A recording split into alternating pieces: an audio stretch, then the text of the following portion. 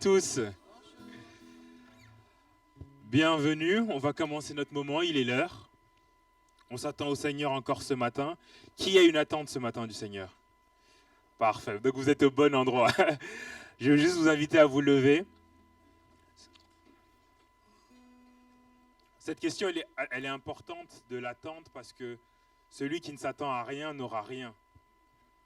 Mais celui qui s'attend à quelque chose du Seigneur, il peut avoir la foi dans son cœur parce que le Seigneur est fidèle.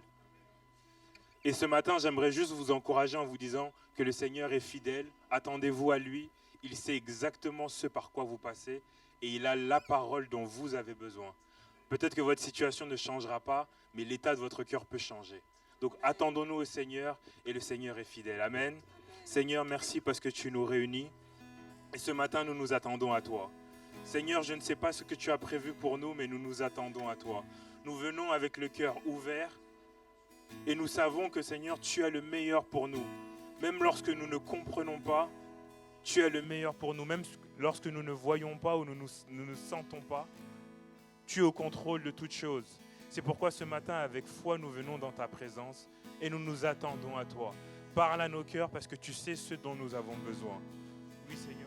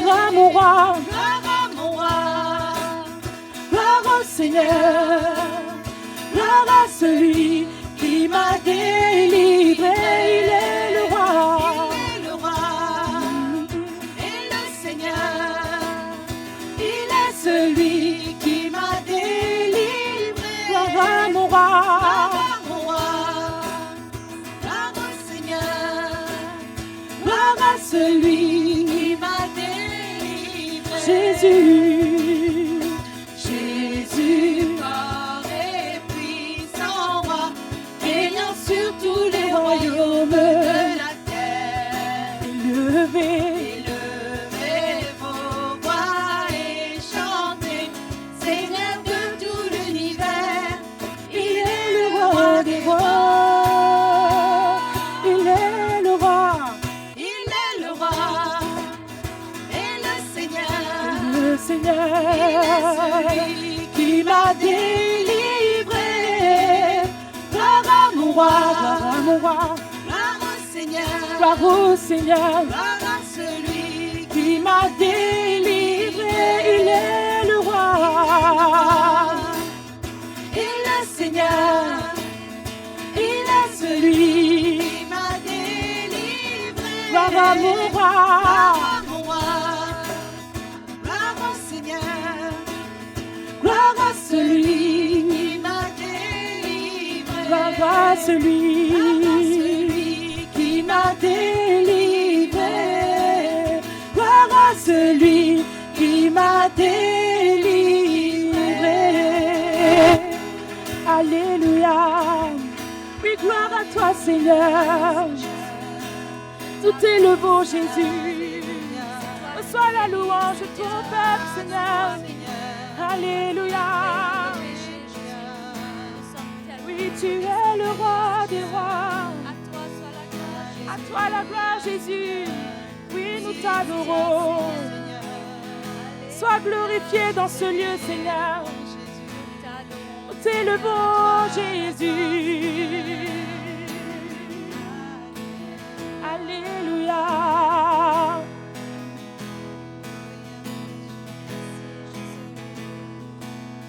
La splendeur du grand roi.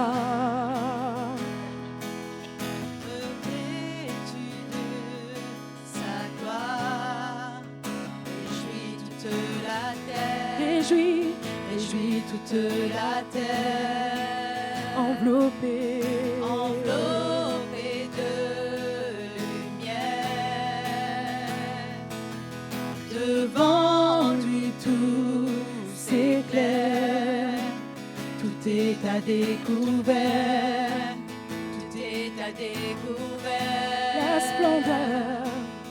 La splendeur du grand roi, revêtu de sa gloire, réjouis toute la terre, Alléluia. réjouis toute la terre, Enveloppé, enveloppé de lumière, devant lui, devant lui tout s'éclaire, tout tout est à découvert, est à tout découvert. est à découvert. Notre Dieu est grand, louez-le, louez-le, notre oui, notre Dieu. Dieu est grand, Tous verront combien, tous verront combien, combien Dieu est grand. notre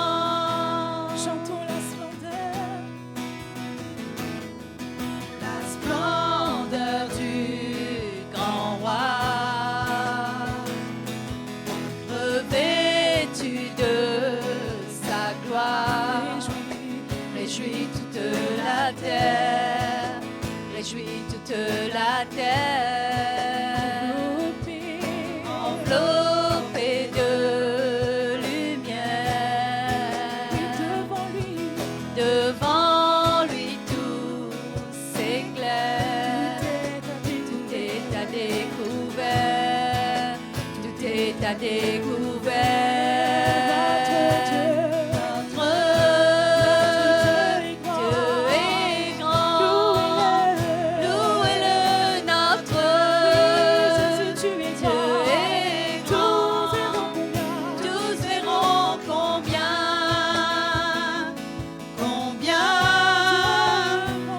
Dieu est grand.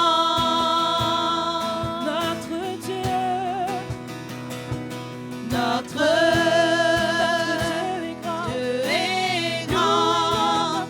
Louez-le, notre Dieu est grand. Et tous verront combien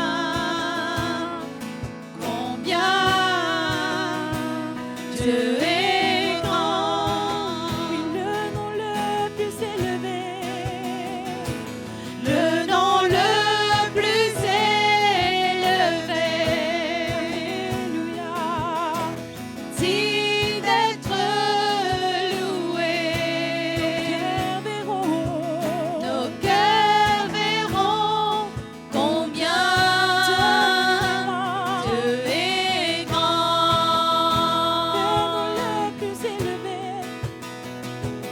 Le nom le plus élevé, digne d'être loué. Nos cœurs verront combien Dieu est grand. Et tous verront combien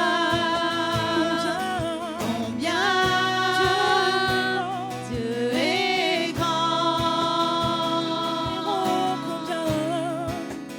Tous verront combien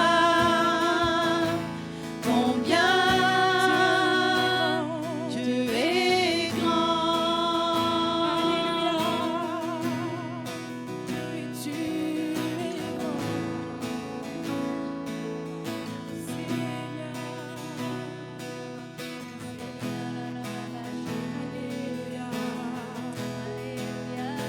Oui, Seigneur, Tu es grand, Seigneur. Tu es grand, Seigneur. tu Oui, es tout le monde, Jésus. T'es le bon, Seigneur. t'élèves dans ce lieu, Seigneur. Jésus, Alléluia. Tu es digne d'être élevé. Tu es digne d'être adoré. Cœur t'adore, Jésus. Oui, nos cœurs vivent combien Oui, tu nous es t'adorons. Tu es si grand. Oui, nous t'aimons, Seigneur. Mais comme toi, Alléluia.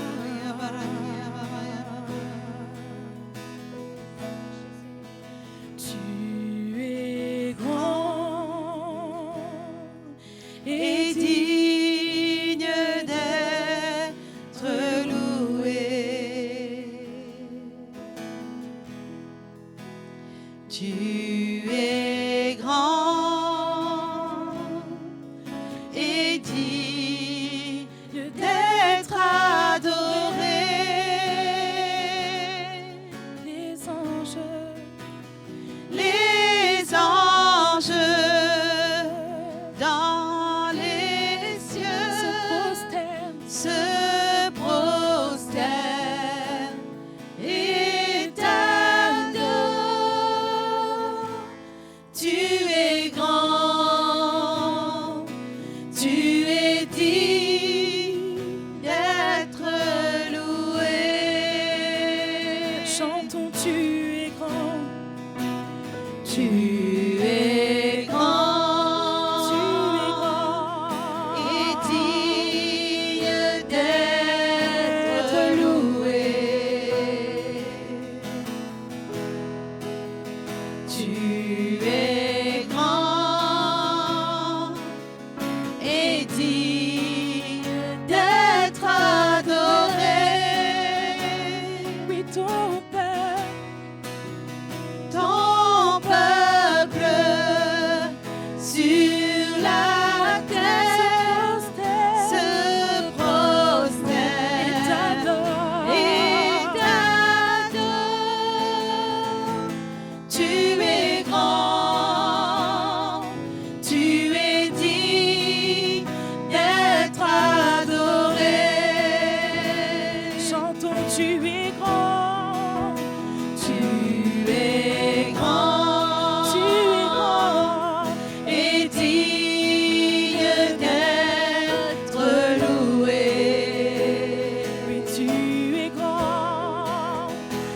es grand et digne d'être adoré. Les anges dans les cieux se prosternent prosternent et t'adorent. Tu es grand, tu es digne d'être loué. Oui, ton peuple sur la terre se prosterne et t'adore. Tu es grand, tu es digne d'être adoré. Alléluia. Tu es grand Seigneur, toi seul est digne d'être adoré, d'être loué. Reçois la gloire, Jésus. Alléluia. Tu mérites la gloire, Seigneur. Tu mérites l'adoration. Alléluia. Gloire à Jésus. Oui, nous t'adorons. Nous élevons ton nom, Seigneur. Tu mérites d'être loué, Jésus, d'être adoré.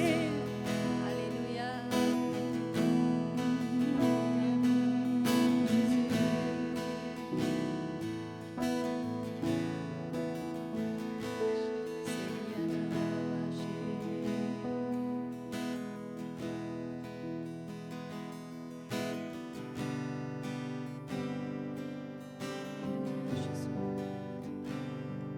Tu mérites la gloire.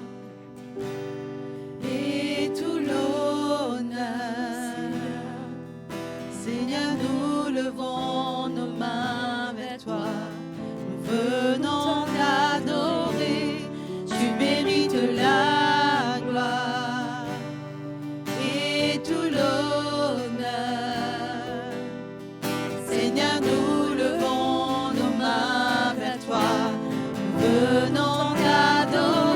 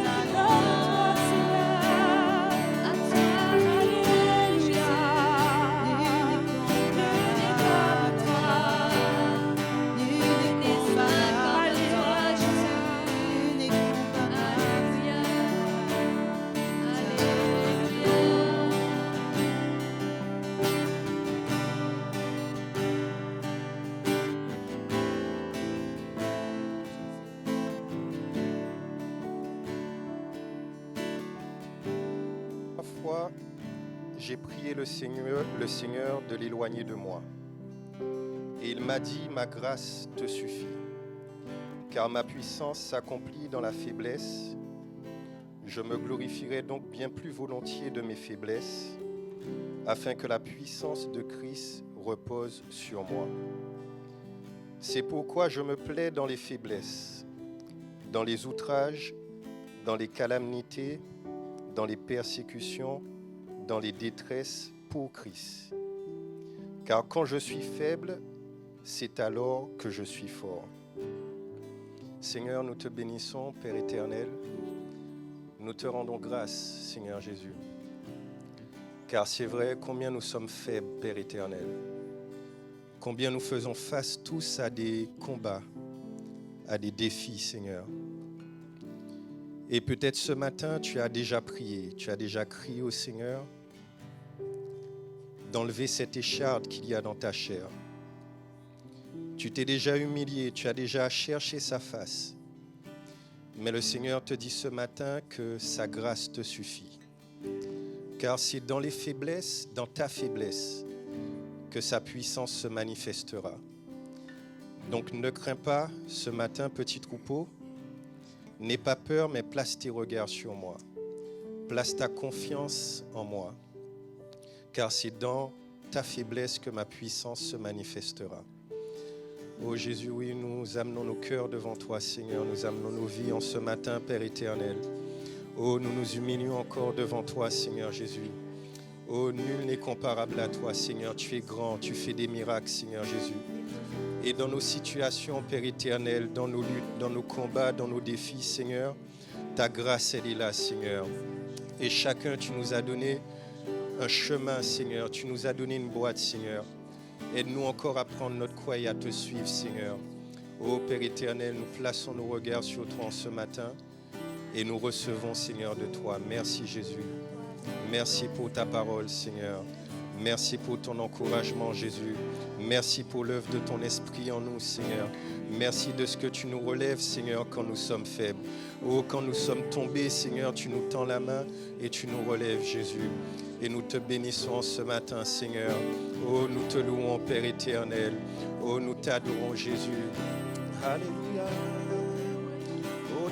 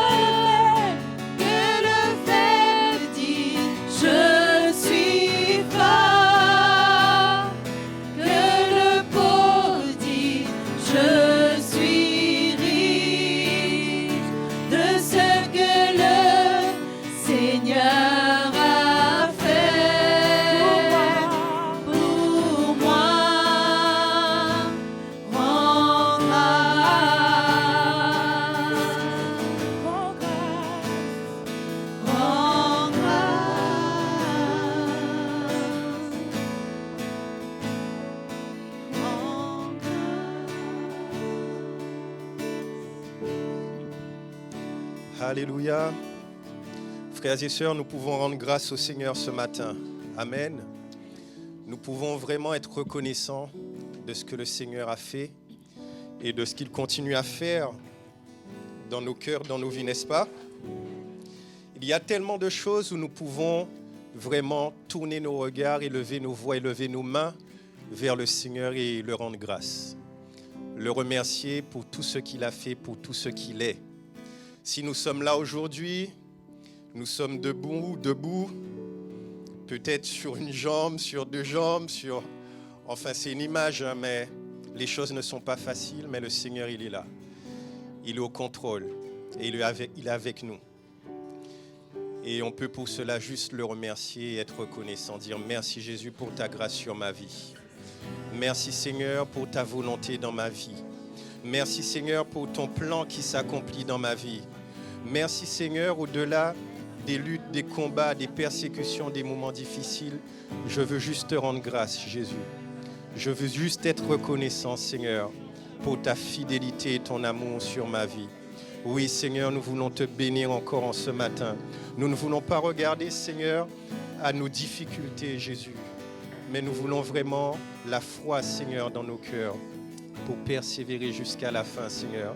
Malgré les luttes, malgré les combats, Père éternel, malgré les moments difficiles, nous voulons demeurer sur ce chemin avec un cœur plein de reconnaissance, Jésus, rempli de foi, Seigneur, et d'amour. Oh Jésus, nous t'aimons, nous t'aimons, nous t'aimons, nous t'aimons, Seigneur. Oh, nous t'adorons, Père éternel, nous t'adorons. Que rien ne puisse empêcher, frères et sœurs, nos louanges, oh, de monter vers le Seigneur.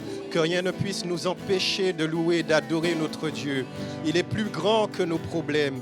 Il est plus grand que nos difficultés. Il est plus grand que ces moments difficiles que nous traversons. Il est bien plus grand. Il mérite la louange, il mérite l'honneur, il mérite la gloire. Alléluia. Père, nous te bénissons, nous te louons. Alléluia. Merci Jésus. Amen. Acclamons le Seigneur, frères et sœurs. Alléluia. Le Seigneur, il est bon. Amen. Je vous invite à prendre vos places. Donc nous vous accueillons chacun, soyez les bienvenus à toutes et à tous. Et nous souhaitons accueillir peut-être des personnes qui nous visitent pour la première fois. Si c'est le cas, faites-nous un petit signe de la main. Nous souhaitons vous accueillir, vous souhaiter la bienvenue. Est-ce qu'il y a une nouvelle personne ici pour la première fois? Non, il n'y a que des habitués.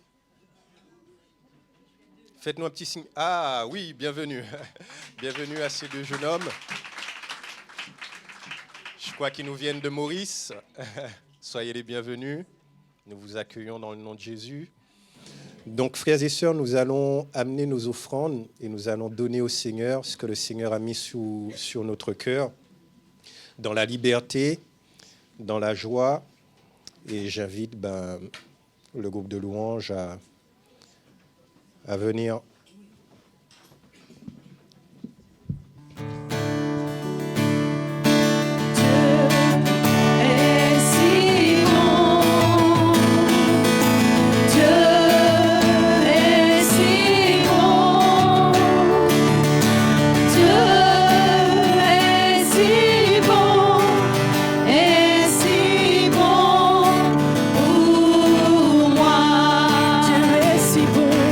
Dieu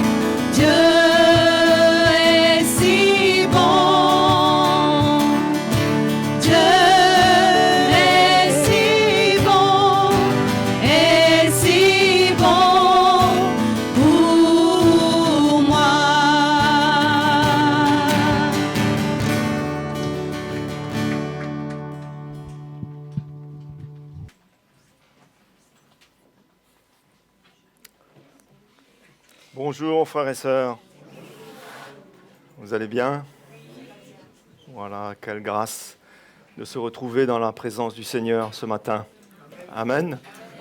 Et que nous puissions vraiment permettre au Seigneur de nous éclairer, de nous encourager et de pouvoir nous aider encore. Amen.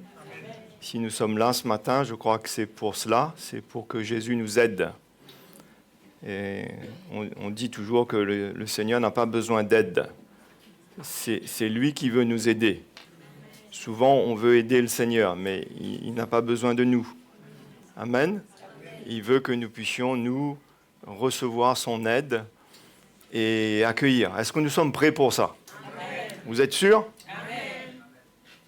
Non, mais vous n'avez pas l'air d'être sûr, là. Hein. C'est pas... Hein. Est-ce que vous êtes sûrs? Amen.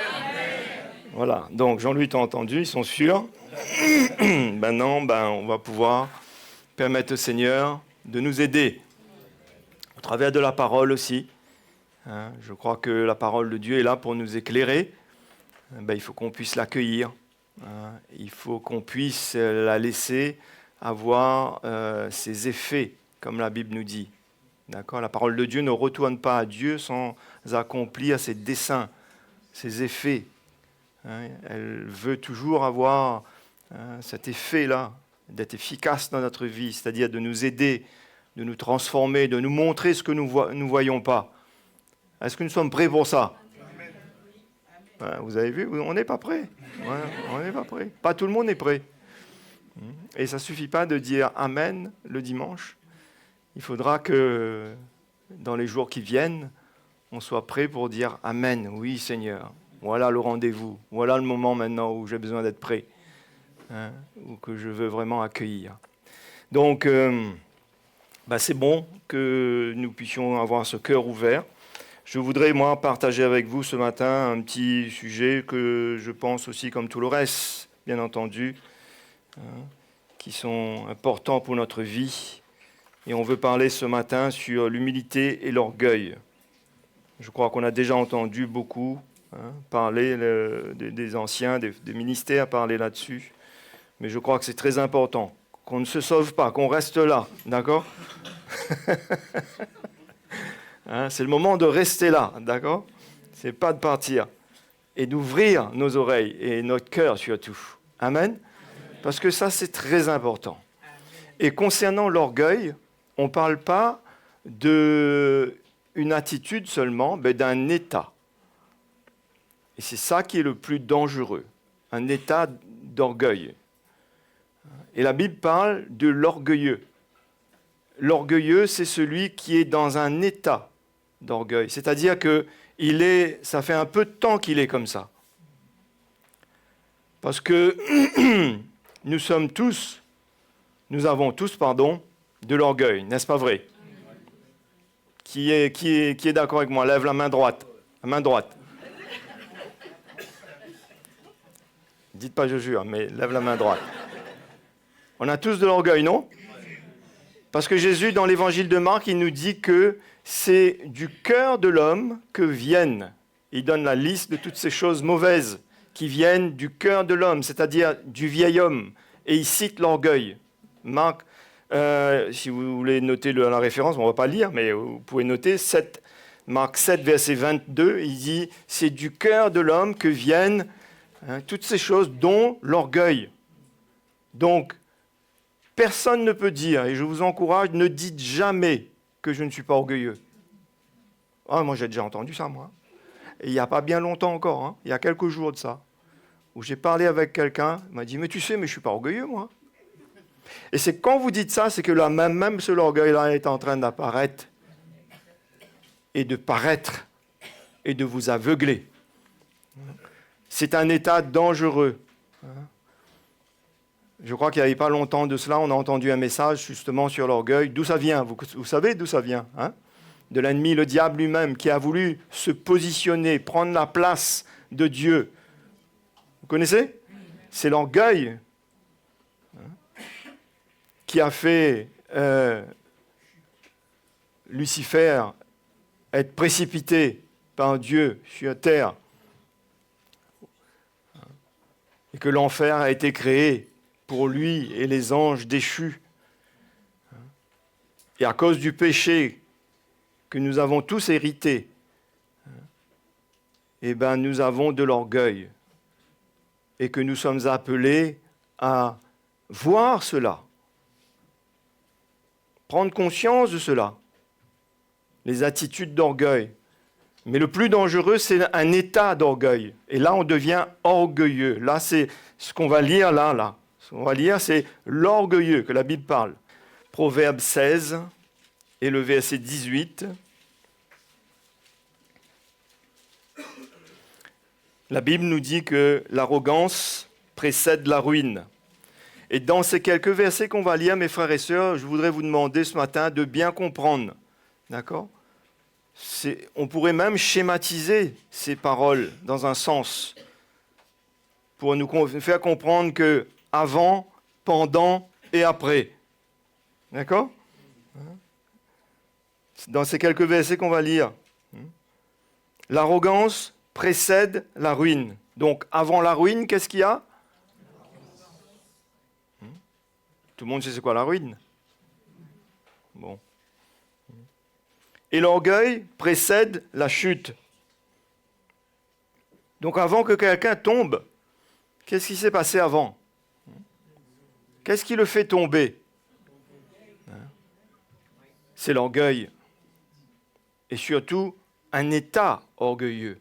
Je précise bien ce matin, mes frères et sœurs, pour nous faire comprendre que quand nous réalisons dans notre vie quelque chose qui dure, quelque chose qu'on lutte avec. Il nous est arrivé, les anciens, bien souvent, de s'asseoir avec des frères et des sœurs et de parler, et des fois même de lui dire, tu sais, je veux juste t'avertir, je veux juste montrer quelque chose que tu ne vois pas peut-être. Et tout d'un coup, qu'est-ce qui se passe ? Ce n'est pas tout le temps, ce n'est pas tout le monde.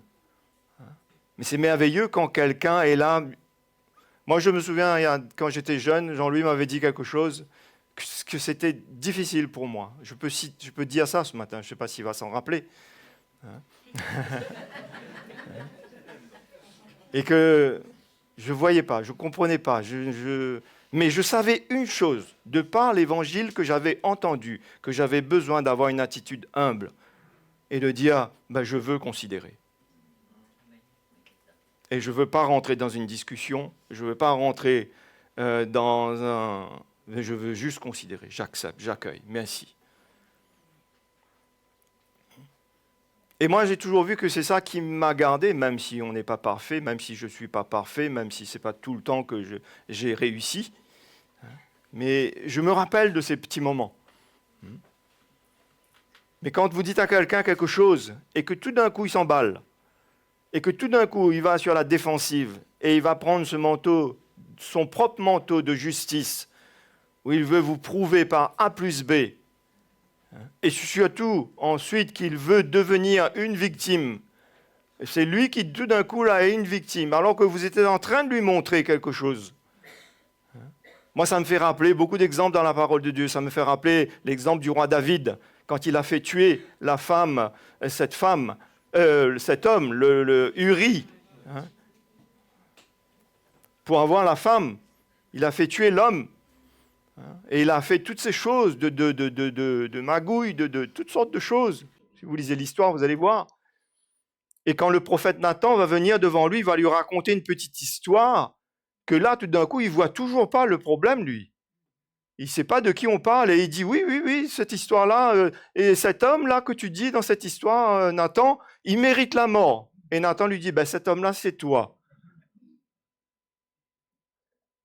Mais quand David a pris conscience, on voit dans le livre des psaumes, il s'est humilié.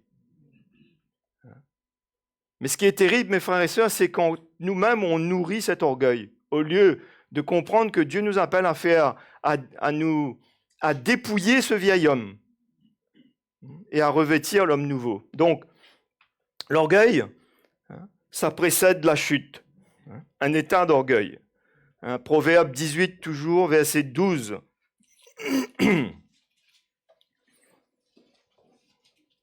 L'orgueil, c'est quoi ? verset 12, Proverbe 18, « Avant la ruine, le cœur de l'homme s'élève. » On s'élève, on ne s'en rend pas compte ce qu'on fait. On s'élève. Satan a fait ça. Il s'est élevé, il a voulu prendre la place de Dieu. Comment on s'élève? On élève la voix. Ça aussi, c'est s'élever. On élève la voix. On élève l'intensité de la discussion. On élève le rapport d'échange, si on peut dire. On ne réalise plus même que des fois, ce sont même les bergers, même un exemple, que Dieu nous a donné pour prendre soin de nous, pour nous paître, pour nous conduire dans le bon chemin, qui nous avertit, qui nous parle, qui nous montre quelque chose qu'on ne voit pas, et on est dans un rapport de force. Même sur terre, on ne voit pas ça. Quand vous voyez une brebis avec le berger, vous avez déjà vu une brebis avec le berger s'asseoir comme ça avec le berger, là, et qu'est-ce que tu me racontes là, c'est elle qui prend le bâton, et puis... Vous avez déjà vu ça, vous? Si un jour vous voyez, prenez une photo et montrez-nous. Mais dans le naturel, pas le naturel, dans l'esprit, dans l'église, ça existe ça. Où le chrétien, il est prêt à se battre avec n'importe qui. Ça, c'est l'orgueil. Et vous pouvez être sûr que devant, c'est la chute, c'est la ruine. C'est un cœur qui s'élève, qui ne réalise pas que c'est le vieil homme qui est en train de prendre tout en main là. Son baptême, il a oublié. Cet engagement avec Jésus, si quelqu'un veut venir après moi, qu'il renonce à lui-même, qu'il se charge de sa croix et qu'il me suive, il a fini d'oublier tout ça. Là, il a repris le vieux monsieur, la vieille dame, le vieil homme. Et c'est très important, mes frères et sœurs, qu'on partage un peu, toujours même, sur ces choses-là, parce que c'est là. Ça nous guette. Personne ne peut dire ce matin-là, moi je vous encourage, ne dites jamais ça, je ne suis pas orgueilleux. Vous êtes là même ce matin? Amen. Je peux avoir un amen dans ça ce matin? C'est pour vous aider, c'est pour nous aider. Ah, tu sais, moi je ne suis pas orgueilleux, moi. Moi je me souviens, il y a quelques années de ça, on a parlé avec quelqu'un, un frère, et il m'a dit la même chose. Tu sais, tu te trompes, je ne suis pas orgueilleux. Et c'est lui-même, quelque temps après, qui a détruit sa famille, qui a tout brisé et qui s'est éloigné du Seigneur. L'orgueil précède la chute. Et Dieu veut nous préserver de la chute, de la ruine. Donc ici, là, verset 12 de Proverbe 18, « Avant la ruine, le cœur de l'homme s'élève. » Et on peut lire la suite aussi du verset, « Mais l'humilité précède la gloire. » Vous voyez, si on peut schématiser ce matin un peu ces choses-là, l'humilité par rapport à l'orgueil, ou inversement, Dieu, ce qu'il nous demande, nous, c'est de nous humilier. D'accord? Voilà dans le contrat de la Nouvelle Alliance, notre appel, notre vie, ce que nous sommes appelés, c'est de nous humilier. C'est de ne pas nous enorgueillir. C'est de faire mourir l'orgueil, qui est un fruit de la chair. D'accord? L'humilité, qui est un fruit de l'esprit. On est d'accord ou pas? C'est le caractère du Seigneur. Philippiens chapitre 2, verset 5, la Bible nous dit que Jésus s'est humilié lui-même. Quand il a fait ça? En sortant même de son ciel, dans la gloire, il s'est humilié lui-même. Personne n'a vu, personne n'était au courant. Vous êtes là ce matin, là, mes frères et sœurs? Si on dit que Jésus est notre exemple, qu'on est en train de suivre Jésus, ben voilà notre appel. S'humilier soi-même. C'est toi qui dois le faire, ça. Et quelqu'un de humble, il n'a pas beaucoup de paroles. Il y a des actes, il y a une vie, il y a un témoignage, il y a un parfum. Il n'y a pas beaucoup de paroles. Il s'est humilié lui-même. Lui qui était sans péché. Lui qui n'avait rien fait. Il n'aurait pu nous demander des comptes. Il n'a pas fait cela. Il aurait pu nous rappeler, mais c'est à cause de toi. C'est pour toi que j'ai fait ça, d'une certaine manière. Mais on a ressenti son amour Quand il l'a fait avec amour. Maintenant, mettons-nous, nous, dans cette position-là, nous regardons notre vie. Regardons ce matin la place de l'orgueil et de l'humilité dans notre vie, ce que Dieu nous demande. Proverbe toujours, chapitre 15.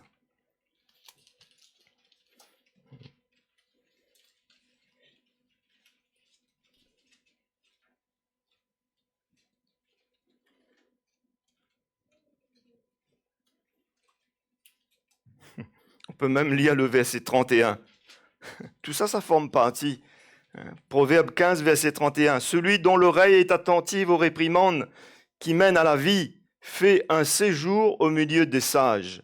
Celui qui rejette la correction méprise son âme. Vous pouvez dire amen aussi, hein, là. C'est pas quand c'est joli qu'on dit amen. Amen, oh là là, amen. Là, il faut dire amen. Là. Celui qui rejette la correction méprise son âme. Vous êtes prêts pour ce moment de correction?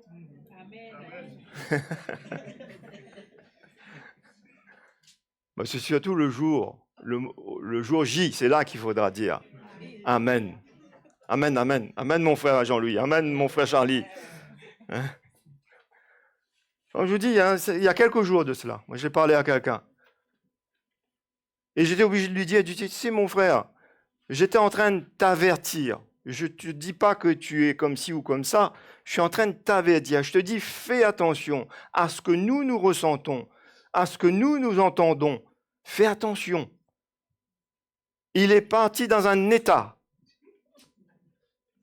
Et ça c'est l'orgueil. Ouais, c'est l'orgueil de l'homme. On ne dit pas souvent que notre orgueil est piqué, non? On n'a jamais dit cette expression-là? L'orgueil est piqué, là. Piqué sur le vif. On est démasqué par l'Esprit de Dieu, par le Seigneur. Jésus a dit, de toute façon, les choses cachées viendront à la lumière. Vous croyez quoi? Vous croyez que le Seigneur va nous prévenir avec des petites clochettes, là, qu'il doit nous corriger, ou il doit nous parler, ou il doit nous exposer? Non. Quand ça vient, ça vient. Mais tout ça, c'est fait avec amour. Tout ça, c'est fait pour construire l'Église. Tout ça, c'est fait pour nous emmener à bon port. C'est pour nous protéger. Mais quand on ne voit pas notre orgueil, et quand on ne voit plus cet état qui a pris place, un état d'orgueilleux, c'est l'orgueil qui nous rend durs. C'est l'orgueil qui endurcit nos cœurs. Il n'y a pas que cela. Mais c'est l'orgueil qui nous empêche d'entendre, de voir. Et avec le Seigneur, si vous vous élevez, vous serez abaissés. D'accord? Si vous vous humiliez, au contraire, vous serez élevés. D'accord? Et dans l'esprit, dans le royaume de Dieu, c'est comme cela. Nous sommes appelés à nous humilier, à nous abaisser pour que nous puissions aller un jour.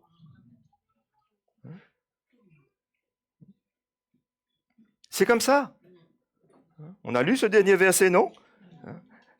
On n'a pas lu, non, peut-être, non? Si. Verset 32. Celui qui rejette la correction méprise son âme, mais celui qui écoute la réprimande acquiert l'intelligence. La crainte de l'Éternel enseigne la sagesse, d'accord? Et l'humilité précède la gloire. D'accord? Vous voulez accéder à la gloire de Dieu un jour? C'est pas dans un état d'esprit charismatique qu'on va faire ça, hein? Vous voulez accéder à la gloire de Dieu? Menez une vie d'humilité, un cœur brisé, un cœur travaillé par le Seigneur. Paul dit à Timothée, efforce-toi de te présenter devant Dieu comme un homme brisé. Efforce-toi. C'est comme ça que Dieu prend plaisir. Un homme brisé, une femme brisée. Brisé, ça veut dire quoi? Travailler, humble. Lent à parler, prompt à écouter. C'est très important ces choses-là, mes frères et sœurs. C'est ça qui va nous garder. Hein. Et quand ça vient, souvent on n'est pas prêt ou on ne s'attend pas surtout. Et on voit la parole de Dieu là. Et l'ennemi, il sait quand l'orgueil prédomine dans le cœur d'un enfant de Dieu. Il sait quand quelqu'un lutte avec l'orgueil et il est là à ce moment-là. Parce que lui connaît ces choses. C'est comme ça que lui, il s'est écarté. Et on peut dire, nous, moi, le diable, non, moi, je n'ouvre pas mon cœur au diable, moi. Discerne l'orgueil à ce moment-là. Et l'orgueil, mes frères et sœurs, c'est, comme j'ai dit tout à l'heure, comme Jésus a dit, c'est dans le cœur de l'homme, d'accord? Peu importe votre caractère, vous pouvez être doux, vous pouvez être quelqu'un de gentil, de tranquille, qui ne parle pas peut-être beaucoup, mais on a tous de l'orgueil, et cet orgueil peut se manifester, d'accord? Vous êtes d'accord avec moi ou pas?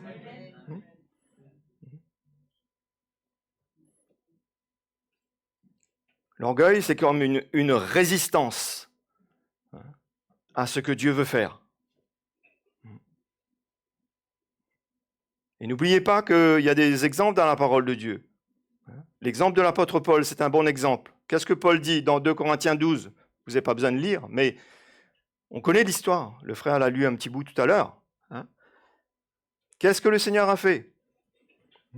À cause des révélations, à cause de l'excellence de révélation, Dieu lui a mis une écharpe dans la chair pour l'empêcher de s'enorgueillir. Vous voyez un peu là? Donc toi, tu dis que tu n'es pas orgueilleux, mais Paul savait que lui, il avait de l'orgueil. En plus, à cause de ces grandes révélations qu'il transportait, qu'il avait, eh bien, regardez ce que le Seigneur a fait dans sa vie. Il a mis une écharpe dans sa vie. Il a compris, il a prié à un moment donné, 3 fois, il a prié, il voulait que le Seigneur le guérisse et enlève cette écharpe, mais le Seigneur lui a dit, ma grâce te suffit. Je sais ce que je fais avec toi. Je sais qu'est-ce que je t'ai donné, mais je sais qu'est-ce que ta chair transporte.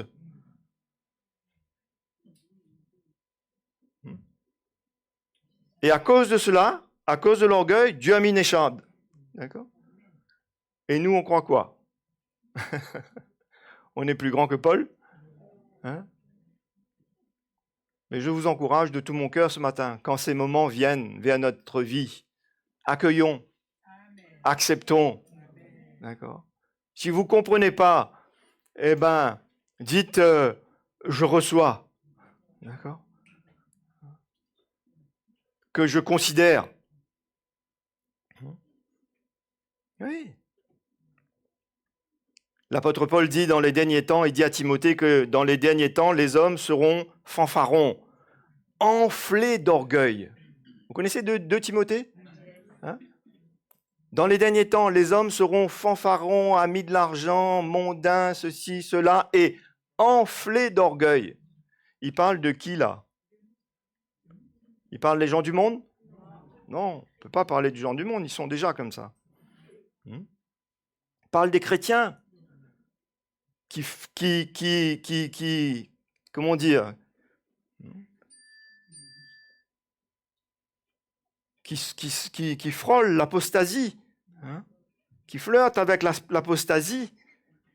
Il ne manque pas beaucoup pour basculer. Enflé d'orgueil. L'orgueil enfle. Rien que ce mot-là, c'est pas joli, je trouve, non? Quand vous enflez, là, vous trouvez que ça, c'est bien? Il faut voir ça comme ça.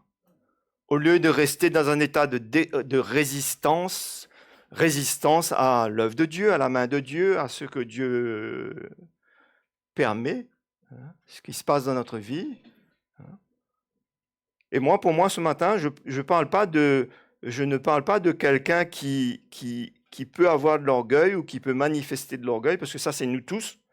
Mais je parle ce matin de celui qui est dans un état d'orgueil, l'orgueilleux.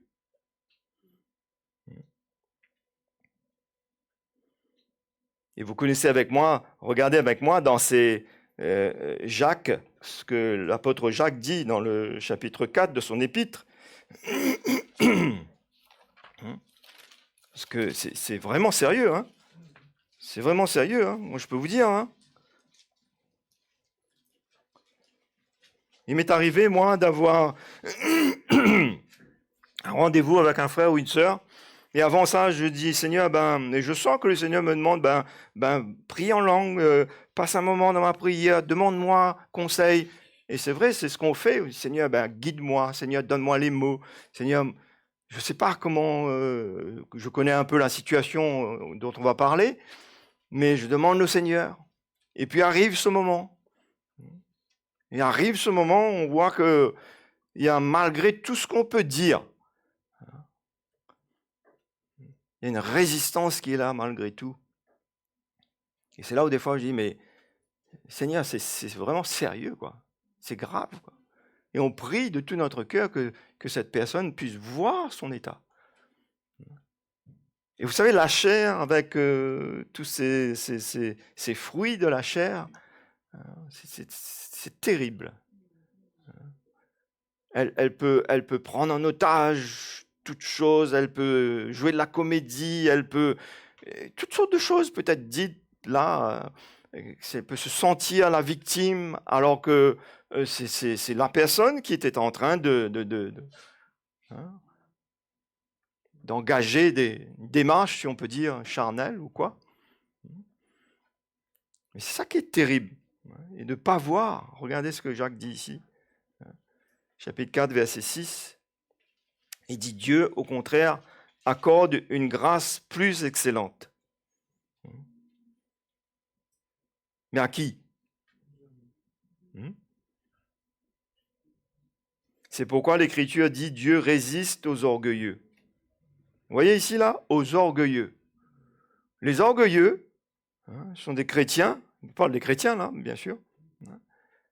Quand il reste dans cet état d'orgueil, c'est-à-dire qu'il n'est pas prêt à s'humilier, il n'est pas prêt à entendre, il n'est pas prêt à reconnaître, il n'est pas prêt à ce que ses yeux s'ouvrent, il y a une résistance avec le Seigneur. C'est-à-dire qu'il peut prier, il peut faire ce qu'il veut, Dieu n'entend pas. La seule chose que Dieu veut, c'est qu'il veut le voir se repentir, à la repentance. La parole de Dieu nous dit que Dieu est patient afin que les hommes arrivent à la repentance.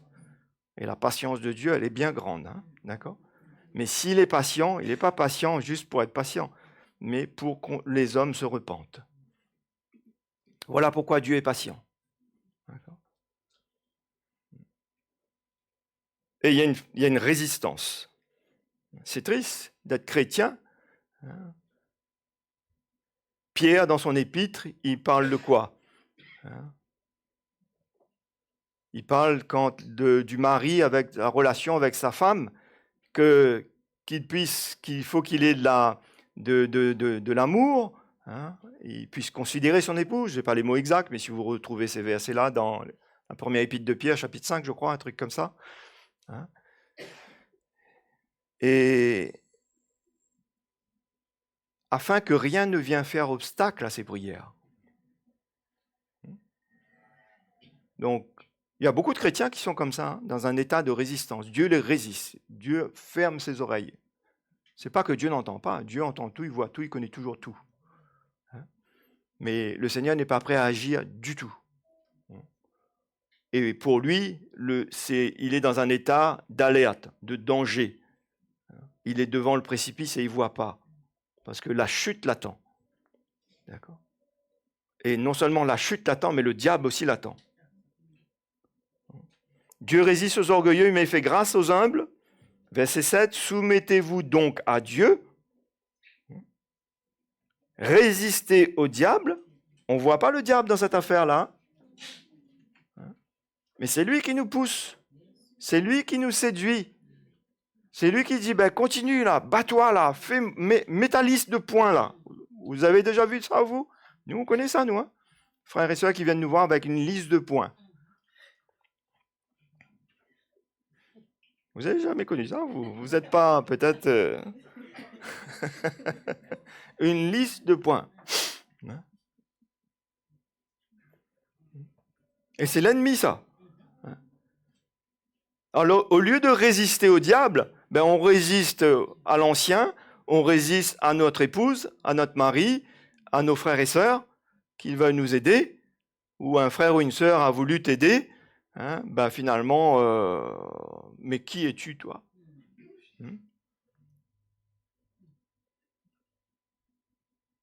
Alors que le Seigneur nous parle justement dans la relation avec nos frères et sœurs. Donc, résistez au diable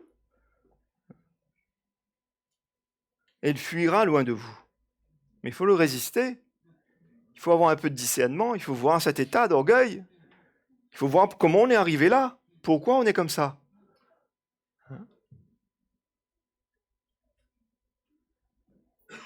Ouais. Et il faut savoir que dans le Seigneur, est-ce que en tant que brebis, est-ce qu'on peut prendre soin de moi? Est-ce que j'ai un berger? Est-ce que les frères et sœurs peuvent m'aider? Tout ça, c'est dans la réalité de la vie, là, devant, là, quand on va venir. Est-ce que tu vas garder tes gonds? Parce que des fois, on sort de ces gonds. Vous connaissez cette expression-là? Même les chrétiens, ils ont des gonds ici, ils sortent de ces gonds. Je croyais que c'était que la porte qui avait des gonds. Il y a des chrétiens où on ne les reconnaît plus. Après une situation, après une discussion, après un échange, après un partage, après une situation difficile, on ne les reconnaît plus. Moi, j'ai déjà vu des chrétiens prendre des armes. Ah, ne me dis pas comme si là, vous êtes étonnés, là. Non, ne soyez pas étonnés du tout. Si vous lisez l'épître de Paul aux Éphésiens dans le chapitre 4, Paul dit aux Éphésiens, il dit, vous ne devez plus marcher comme des païens. Il parle à l'Église. Moi aussi, je pourrais vous dire ça. Ou nous dire ça. Moi aussi, je m'inclus dedans ce matin. On ne doit plus marcher comme des païens.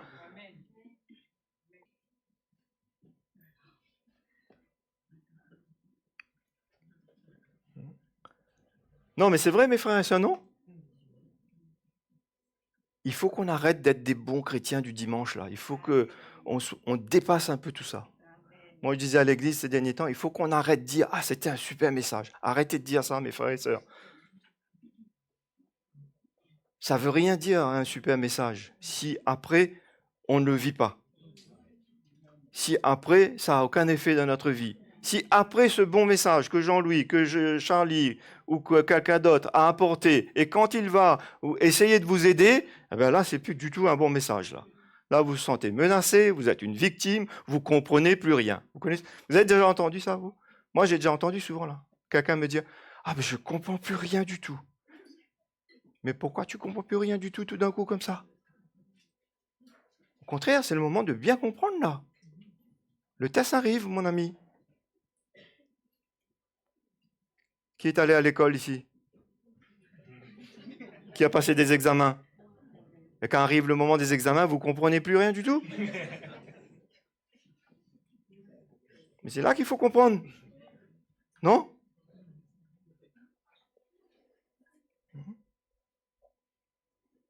Dieu résiste aux orgueilleux. C'est triste que de penser ça ce matin. Moi, ça m'interpelle. J'ai besoin du Seigneur dans ma vie. Il y a des choses que je m'attends de la part du Seigneur.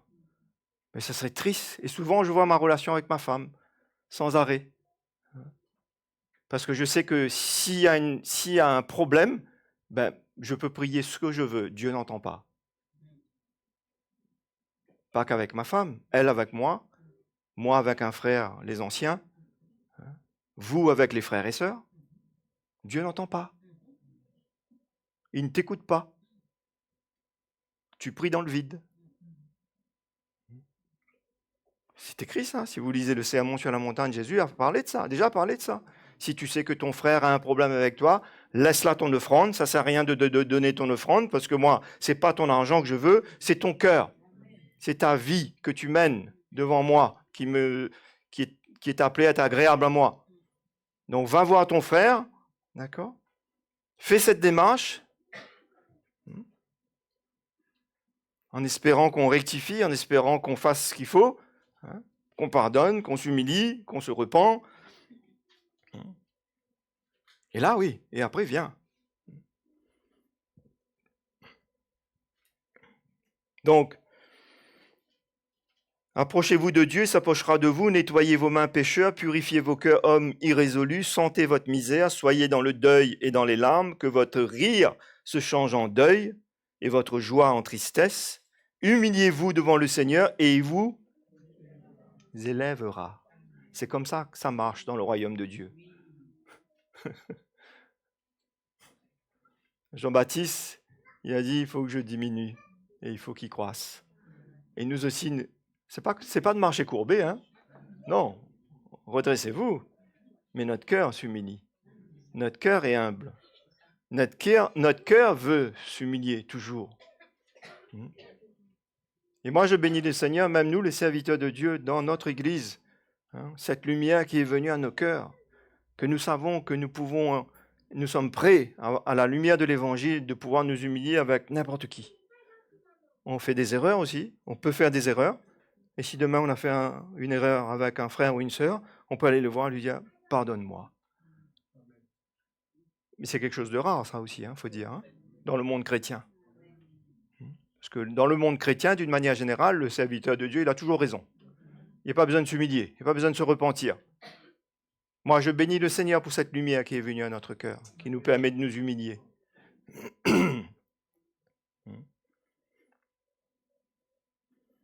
Donc, on connaît l'exemple de Paul, j'ai dit tout à l'heure. Hein, Paul dit, c'est à cause de l'orgueil que Dieu a mis une écharpe dans sa chair, afin qu'il ne s'enorgueillisse pas, mais qu'il reste humble. Imaginez un peu un instant, mes frères et sœurs. Et c'est là qu'on réalise dans notre vie chrétienne, nous, quand on entend le message de la croix, et c'est là qu'on réalise que l'humilité, c'est vraiment le caractère de la croix, c'est le caractère que nous sommes appelés à, bien sûr, les autres aussi, les autres caractères du Seigneur, l'amour, la patience. Et que c'est ça notre marche chrétienne, c'est de s'humilier, c'est d'être docile.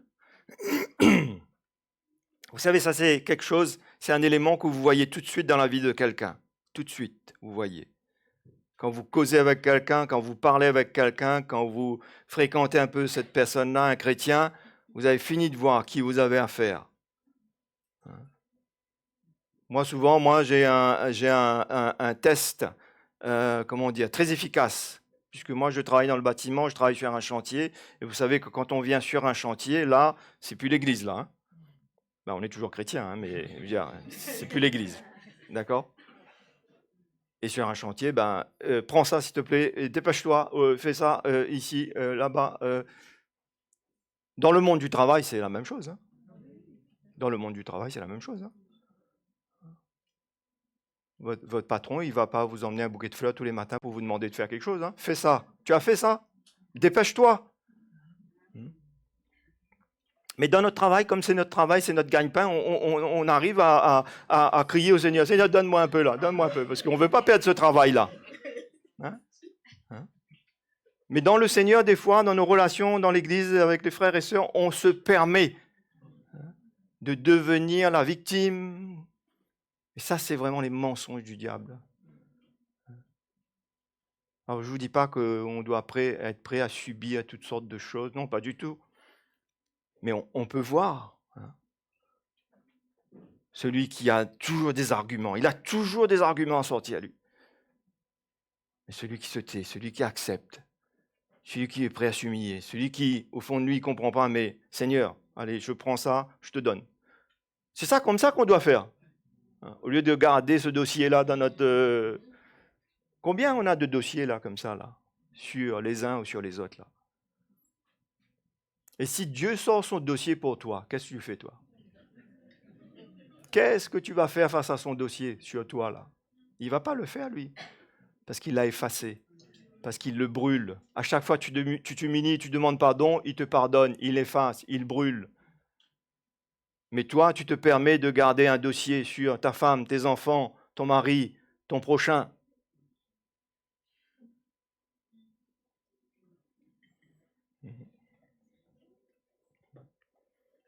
Regardez dans le livre d'Ésaïe, Ésaïe chapitre 2.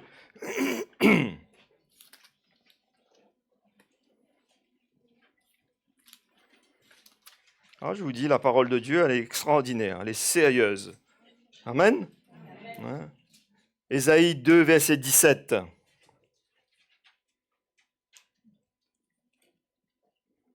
Quand je lis cette parole, moi, ça emmène un peu de crainte, un peu plus du Seigneur. Ésaïe chapitre 2, verset 17. L'homme orgueilleux sera humilié et le hautain sera abaissé. L'Éternel seul sera élevé ce jour-là. Amen. L'homme orgueilleux sera humilié. Est-ce qu'on entend ça ce matin? Il sera humilié. Et mes frères et sœurs, il vaut mieux s'humilier soi-même que d'être humilié par le Seigneur. Et la parole de Dieu nous encourage. Humiliez-vous.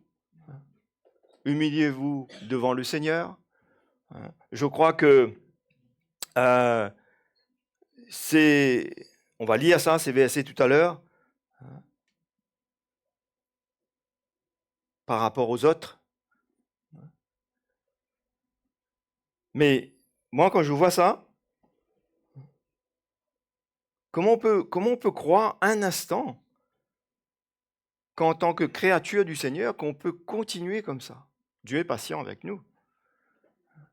Mais il vaut mieux s'humilier.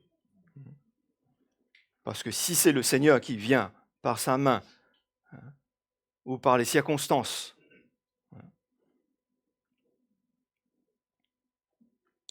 nous appuyer dessus là, parce qu'on veut s'élever devant Dieu, parce qu'on résiste à Dieu. Et on ne réalise pas que le Seigneur nous résiste, on ne réalise pas que le Seigneur a le pouvoir de nous faire descendre. Et il le dit là, ici c'est écrit dans la parole de Dieu. L'orgueilleux sera humilié. Et d'ailleurs, à la fin de toute chose, les hommes, le monde entier, tout le monde courberont le genou devant le Seigneur. Vous croyez à quelqu'un qui va rester debout là, comme ça, devant Dieu, à la fin de tout? Qui est celui-là? Qui est cet grand homme-là? Qui pourra rester debout face au Seigneur? Tout genou fléchira devant le Seigneur. Et il vaut mieux s'humilier maintenant. Dans l'épître de Paul aux Colossiens, Colossiens chapitre 3,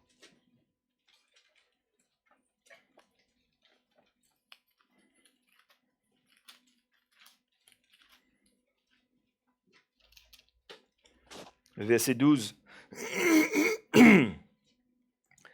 La Bible nous dit « Ainsi donc, comme des élus de Dieu, saints et bien-aimés, revêtez-vous de sentiments de compassion, de bonté, d'humilité, de douceur, de patience. » Amen. Revêtez-vous. L'humilité, c'est un vêtement qu'on a besoin de se revêtir. Comprenez-moi, c'est une expression, c'est une façon de parler, mais c'est pour nous montrer qu'on n'est pas arrivé comme ça. On est né avec le péché, avec l'orgueil, avec tous ces fruits de la chair. Mais on a besoin de se revêtir d'humilité. Et surtout, dans nos relations avec les autres. Parce que l'orgueil ne nous fait voir aucune chose qui vient de Dieu, mais c'est l'humilité qui nous fait voir les choses. Regardez avec moi cet autre verset.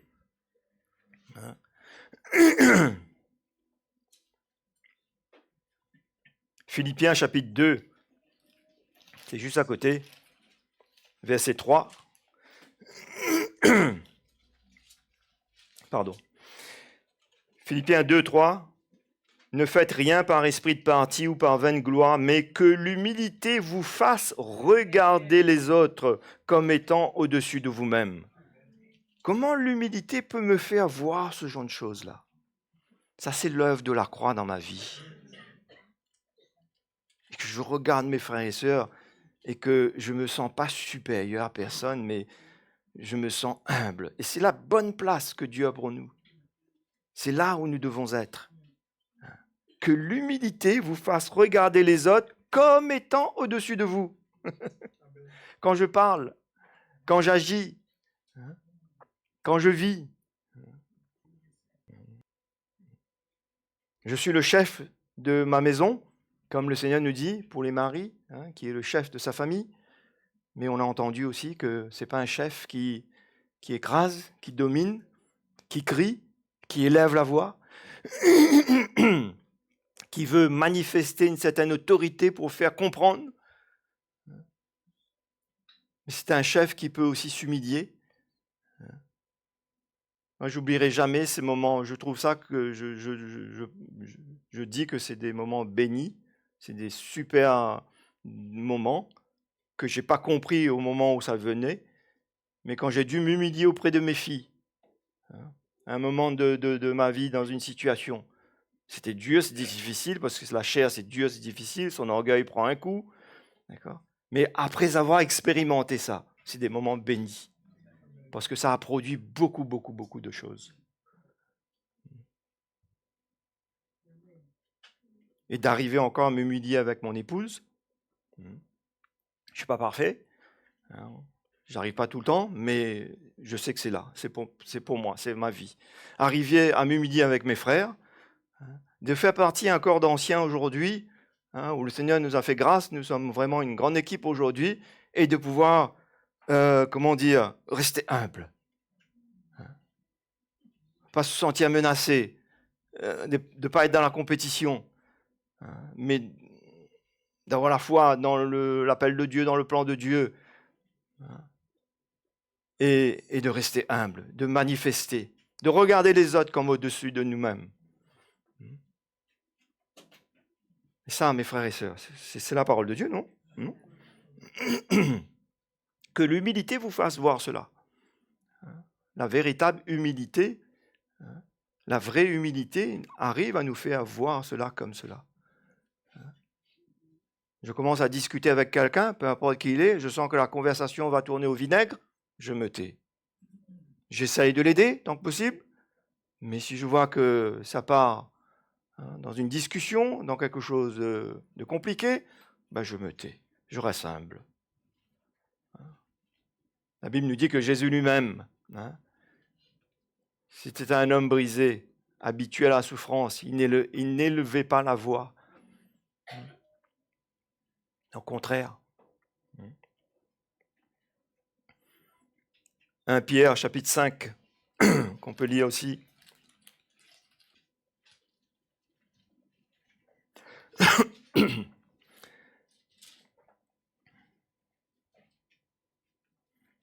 Pierre 5, 5, le verset 5. De même, vous qui êtes jeunes, soyez soumis aux anciens, et tous, maintenant il parle à tout le monde, et tous, dans vos rapports mutuels, revêtez-vous d'humilité. Paul dit ça, Pierre dit cela aussi. Donc on voyait que c'était l'évangile qu'ils entendaient dans l'église primitive, dans la première église. Ils entendaient ce message. Ils étaient appelés à vivre ce message. Ils étaient faits aussi de la même chair que la nôtre.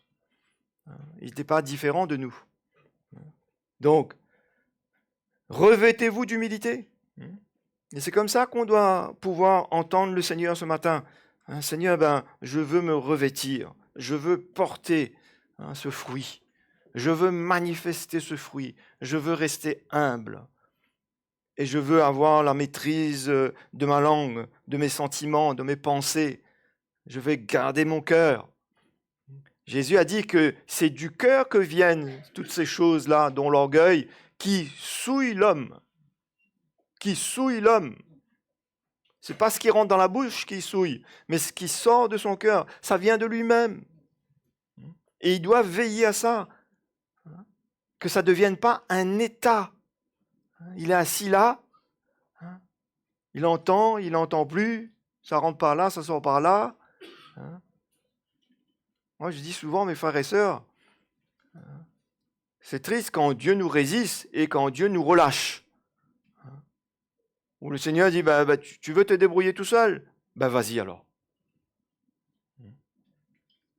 Il y a des chrétiens qui préfèrent ça, être indépendants, être seuls. Mais ils ne réalisent pas qu'ils ne sont pas seuls. L'ennemi est là. L'ennemi, le diable, est comme un lion rugissant, cherchant qui il va dévorer. Et il veut dévorer, lui. Et ce que lui, il voit là comme mets délicieux, ce n'est pas le païen, puisqu'il l'a déjà dans sa poche. Mais c'est le chrétien. Il a envie de goûter un bon chrétien, là, bien craquant, croustillant. Je vous explique ça en détail exprès afin que vous preniez la mesure, afin que vous compreniez que dans l'esprit, c'est comme ça que ça se passe. Quel lion rugissant vous croyez que ça peut être ça? Il est plus rugissant que le lion en Afrique. Oui. Et on ne réalise pas. Et on lui donne de la nourriture, on lui donne le bâton pour se faire battre nous-mêmes. Avec l'orgueil.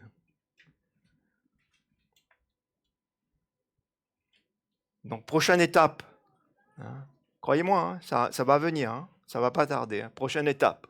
Il va se passer quelque chose. Et vous allez vous rappeler de la parole de Dieu. Il n'y a pas que les jeunes. Pierre parle des jeunes. Hein. Mais c'est vrai que des fois, les jeunes, ils peuvent être un peu rebelles, hein, fougueux, insouciants, naïfs. Ils n'écoutent personne. Ils n'écoutent que TikTok et les réseaux sociaux, c'est tout.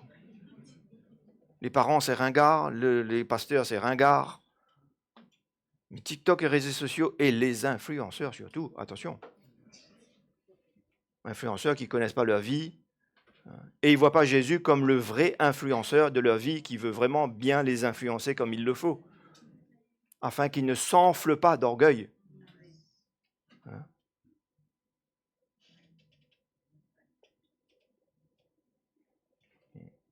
Et tous dans vos rapports mutuels. On a des rapports mutuels, non? On se voit, on fait des agapes, on fait des barbecues. Ça ne s'arrête pas là. Hein, d'accord? On sert le Seigneur ensemble. Hein, on se connaît. Eh bien, on a besoin de se revêtir. Dieu résiste aux orgueilleux, encore une fois, il le dit, mais il fait grâce aux humbles. Humiliez-vous donc sous la main puissante de Dieu afin qu'il vous élève au temps convenable. Déchargez-vous sur lui de tous vos soucis, car il lui-même prendra soin de vous. Et encore une fois, on voit le diable qui est là. Soyez sauve, votre adversaire, le diable. Il rôde comme un lion rugissant, cherchant qui il dévorera. Résistez-lui avec une foi ferme. Mais comment cette foi-là va être ferme quand c'est mélangé là? Il y a l'orgueil, j'aime Jésus, mais j'aime pas mon prochain. Des fois, vous entendez des choses là tellement confuses. Dernièrement, je dis à quelqu'un, je dis, écoute, on arrête là, tu es trop confus, d'accord? Tu es trop confus. Allez, débranche tous tes câbles là, connecte-toi juste avec l'évangile, c'est tout. C'est trop confus, d'accord? Et la parole de Dieu même dit, comment quelqu'un peut-il dire qu'il aime Dieu qu'il ne voit pas et il ne peut pas aimer son prochain qu'il voit là devant ses yeux? Comment il peut dire ça? Et là, on peut dire d'autres choses. Là. On aime l'évangile, on aime le message de la croix. Oui, mais moi, je ne m'éloigne pas du Seigneur. Ben si, tu es en train de t'éloigner du Seigneur là. Et surtout quand tu dis, mais écoute, moi, je ne suis pas orgueilleux, moi. C'est dans le package du péché, ça, mes frères et sœurs, qui vient du diable. Attention d'avoir de nous-mêmes une haute opinion. Attention de se voir plus beau qu'on est. Non, vous vous ressemblez à vous-même. Vous êtes vous-même. Quand vous vous regardez dans un miroir, qu'est-ce que vous voyez? Allez, dites-moi. On se voit soi-même, voilà. Et la parole de Dieu, c'est toujours l'épître de Jacques, qui nous dit que c'est comme un miroir. Pour nous montrer qui nous sommes, au cas où si on a oublié, au cas où si on ne voit pas bien. La parole de Dieu, c'est comme des lunettes. C'est comme le colis dans les yeux. Tu as une mauvaise vue, tu crois que tu ressembles à Miss Monde ou Miss France ou à... Hein? Non. Et ça, c'est terrible, mes frères et sœurs. Se revêtir d'humilité.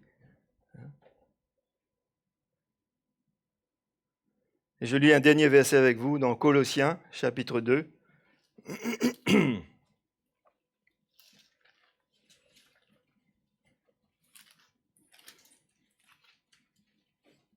Parce que les choses sont subtiles dans l'esprit.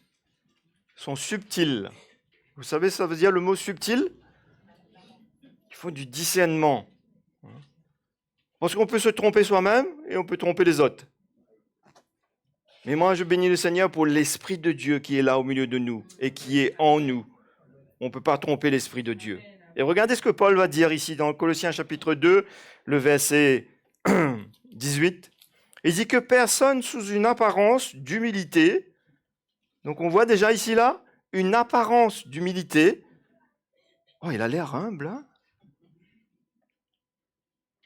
Mais c'est juste l'air. On peut avoir l'air humble. On peut rester à avoir l'air. Mais ce n'est pas avoir l'air. Mais il faut l'être. D'accord?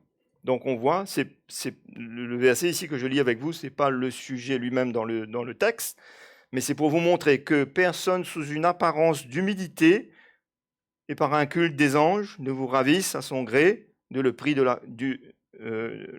la course, tandis qu'il s'abandonne à ses visions, il est enflé d'un vain orgueil par ses pensées charnelles. Vous voyez, enflé encore ici, là? Parce que quand notre cheville est enflée, ou quand notre bras, ou quand notre visage est gonflé, enflé, on le voit, non? Et on fait ce qu'il faut, on réagit ou non? On est un peu... Qu'est-ce qui se passe là? Non? C'est pas comme ça qu'on est? Mais pourquoi quand l'orgueil enfle là, on ne réagit pas comme ça? Pourquoi on est content, on est fier, et on part là, on a tourné le dos à l'ancien, au pasteur, on est fier de partir là. Moi, quelqu'un nous a quitté notre bureau un jour, Jean-Louis et moi, il a claqué la porte. On a beaucoup de témoignages, hein, Jean-Louis. Il faut que tu écrives toutes ces histoires là aussi.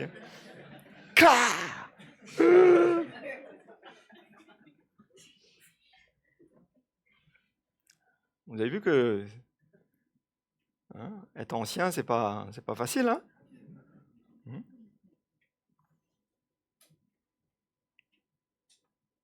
Et là, on fait rien.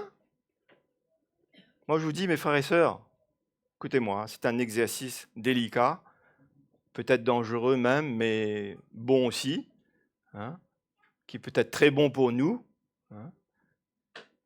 Les personnes qui peuvent nous donner un aperçu de nous-mêmes, ce sont celles avec lesquelles on vit. Nos enfants, notre mari et notre femme. C'est un exercice délicat. Pourquoi? Parce qu'il ne faut pas faire n'importe quoi. Hein. Ce n'est pas aller régler le compte des autres. Hein. Ce n'est pas aller voir la paille dans l'œil de l'autre. Hein. Mais écoutons. Je disais à quelqu'un dernièrement, tu sais, il y a quelqu'un qui dit ça. Hein, et il me dit, mais comment les gens peuvent dire ça, hein? Je dis, considère juste. Si c'est pas vrai, c'est pas vrai, où est le problème? Mais considère. Non? On peut empêcher les gens de penser ou de parler ou de dire les choses? Non? Jésus a dit, vous serez persécutés, on vous dira des mensonges et des fausses choses sur vous. On dira. Donc il a fini de nous prévenir. C'est pas notre problème ça, mais considère. Peut-être qu'il peut y avoir, moi j'ai bien souvent bien vu ça, même pour moi, que dans ce que quelqu'un peut dire, il peut avoir une petite part de vrai. Et en tout cas, je peux vous dire, le fait que je veuille considérer, mais ça m'a aidé. Et si j'avais d'un revers de main renversé ça, c'est mon orgueil ça. Moi je suis pas comme ça moi. Hein. Mais parce que même si ce n'était pas vrai, j'ai voulu considérer, ça m'a permis de mieux faire attention encore, de veiller sur ma vie encore davantage et de rester humble. On a besoin de se battre. Donc, sous une apparence d'humilité, il est enflé d'un vain orgueil par ses pensées charnelles et il dit, sans s'attacher au chef dont tout le corps assisté et solidement assemblé par les jointures et les liens tire l'accroissement que Dieu donne. L'apparence de l'humilité. Amen. Je crois qu'on a suffisamment entendu ce matin, non mes frères et sœurs? On a compris ce matin le sujet, non? Hein? Un état d'orgueil. Moi, je ne sais pas où vous êtes, moi, dans le Seigneur. Mais je peux vous dire une chose, c'est que le Seigneur, il veut prendre soin de nous. Il veut que nous puissions grandir, il veut que nous puissions avancer. Il a des bénédictions pour nous. Pas des bénédictions matérielles, oui, ça aussi, mais des bénédictions spirituelles. une clarté de l'Évangile, une révélation claire de l'Évangile. Pas notre tête, pas nous qui sommes la bibliothèque. Comprenez? Pas une connaissance intellectuelle. Et encore, l'apôtre Paul dit, la connaissance enfle. Ça nourrit l'orgueil. Mais on vit l'Évangile. L'Évangile est une semence. L'Évangile est une nourriture.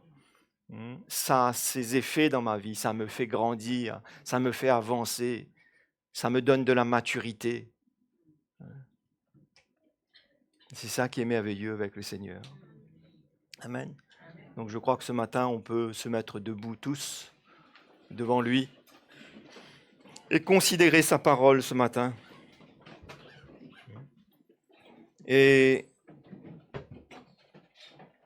permettre au Seigneur ce matin qu'il touche notre cœur.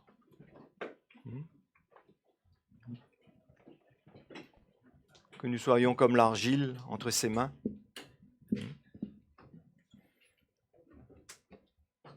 Moi, je veux faire un appel ce matin, mais pour quelqu'un, si vous êtes là et que vous ressentez qu'il y a un état qui a pris place. C'est ça que je parle ce matin, parce qu'on a tous de l'orgueil. On peut manifester cet orgueil un jour ou l'autre encore. Mais ce qui est merveilleux, c'est que l'Évangile nous permet, quand ça se passe, qu'on puisse faire mourir, nous dépouiller de cet orgueil et accepter qu'on nous dise quelque chose, accepter qu'on nous reprenne, accepter que la correction du Seigneur vienne, accepter de perdre. Nous ne sommes pas appelés, alors que nous connaissons la vérité de l'Évangile, à nous faire justice nous-mêmes, à manifester notre propre justice. Non. Non. L'Évangile que nous entendons, le message que nous entendons, c'est un message de renoncement en nous-mêmes. Ce n'est pas un message pour nous dire si on a raison ou quoi. Non. C'est un message de renoncement en soi-même, de perte de sa vie, de ses droits, de ses intérêts, de regarder les autres comme plus grands que nous. Je trouve ça extraordinairement. Seigneur, comment on a pu entendre quelque chose de pareil? Le cœur de l'homme n'est pas attiré par ce genre de choses, non? Le cœur de l'homme est attiré par se battre, se défendre, dominer, écraser, dire aux autres ce qu'il faut faire. Ça, c'est dans le monde, c'est comme ça. Fais ce que je te dis, mais fais pas ce que je fais. Mais ce matin, comme Jésus lui-même dans Philippiens chapitre 2, verset 5, il s'est humilié lui-même. Moi, je veux marcher dans cette attitude. Fermons nos yeux devant le Seigneur ce matin. Prions le Seigneur. Je veux marcher dans les sentiers que tu as ouverts devant moi. Je veux obéir à ta voix. Je veux trouver ma destinée en considérant chaque voie que tu as préparée pour moi. Je veux marcher dans les sentiers que tu as ouverts devant moi. Je veux obéir à ta voix. Je veux trouver ma destinée en considérant chaque voie que tu as préparée pour moi. Je veux te suivre.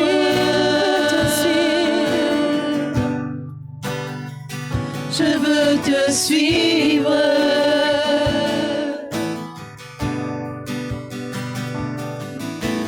Christ seul me suffit.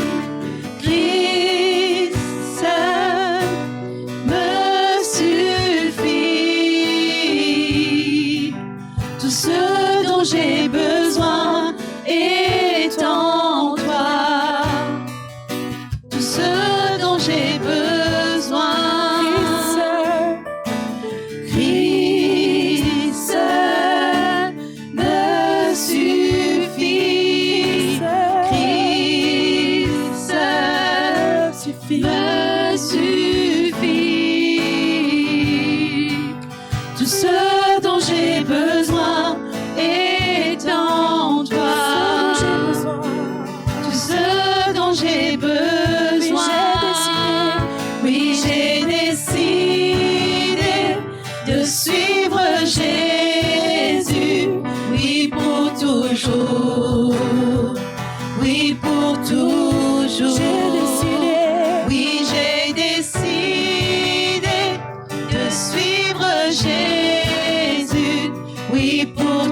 toujours, oui, pour toujours. Christ seul me suffit. Christ seul me suffit. Tout ce dont j'ai besoin est en toi. Tout ce dont j'ai besoin. Christ seul me suffit. Christ seul me suffit. Tout ce dont j'ai besoin est en toi. Tout ce dont j'ai besoin. Oui, j'ai décidé de suivre Jésus. Oui, pour toujours. Oui, pour toujours.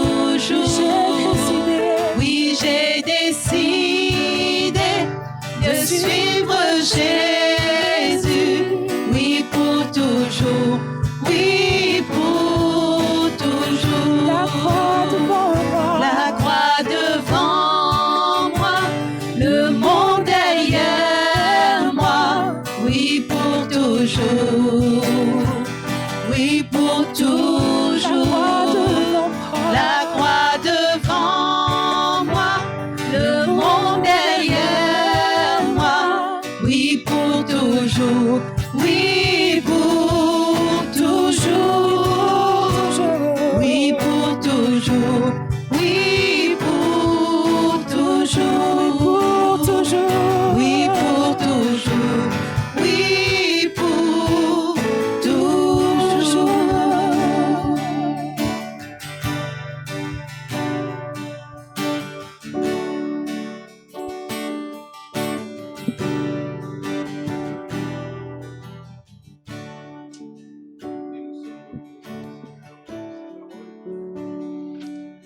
Car sa parole ne retourne pas à lui sans avoir accompli son effet. Amen. Et c'est l'évangile, frères et sœurs. C'est un évangile qui est là pour nous transformer, pour nous changer, pour nous mettre face à nous-mêmes et à ce que nous sommes. Et chacun ici ce matin, moi premièrement, et chacun peut regarder pour sa part et se voir, comme le frère Bruno nous l'a dit, dans le miroir de la parole de Dieu. Et avoir une position dans nos cœurs, une décision dans nos cœurs, de nous ajuster à ce que Dieu dit et de nous accorder à ce que Dieu dit. Ce n'est ni par la force, ni par la puissance, mais c'est par mon esprit, dit le Seigneur. Et quand le Seigneur envoie sa parole, il se tient derrière sa parole pour accomplir toutes sortes de miracles. Dieu ne parle jamais en vain. Et s'il envoie sa parole, c'est qu'il est prêt, si nous le désirons, à nous faire sortir de cet orgueil, à nous mettre dans une position d'humilité. Dieu veut le faire et Dieu peut le faire. Il te demande simplement de t'accorder et de croire, d'avoir la foi, de t'humilier et d'obéir. Et de dire, oui Seigneur, fais ton œuvre dans mon cœur, fais ton œuvre dans ma vie. Il y a un passage dans la Bible qui m'a toujours marqué, c'est dans Galates, j'ai plus la référence exacte, mais Paul pose une question aux chrétiens et dit aux chrétiens, mais comment avez-vous reçu l'Esprit? Est-ce que c'est par les œuvres de la loi ou c'est par la foi? Comment cette humilité vient dans nos cœurs? Comment cet amour vient dans nos cœurs? Est-ce que c'est par les œuvres ou est-ce que c'est en recevant la parole avec foi et en se trouvant dans la situation demain, après-demain et en pliant nos cœurs face à cette parole que nous avons reçue et en nous accordant en disant « Seigneur, je n'ai pas la force, je n'ai pas la capacité par moi-même, mais ce que tu as dit, c'est la vérité et je veux marcher dans ce chemin d'humilité. » La foi vient de ce qu'on entend et ce qu'on entend vient de la parole de Dieu. Et cette parole, elle est agissante. Donc, frères et sœurs, serrons la parole du Seigneur dans nos cœurs. Ce que le Seigneur nous a dit, ce qu'il a parlé, serrons cette parole. Aimons la parole de Dieu. Chérissons la parole de Dieu. Donnons de la valeur à ce que le Seigneur nous dit. Et nous verrons que nous changerons de gloire en gloire. Nous ne serons plus les mêmes. Le Seigneur, il va nous changer. Changer nos vies, changer nos situations, changer nos relations. J'étais comme cela avec mon épouse il y a tant d'années. Après tant d'années, Dieu, il a fait une œuvre et je parle différemment, j'agis différemment.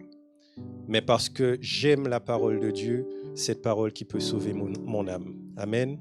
Donc soyons reconnaissants au Seigneur, serrons cette parole dans nos cœurs et ayons des cœurs obéissants. Amen. Dieu est bon et il nous aime. Amen.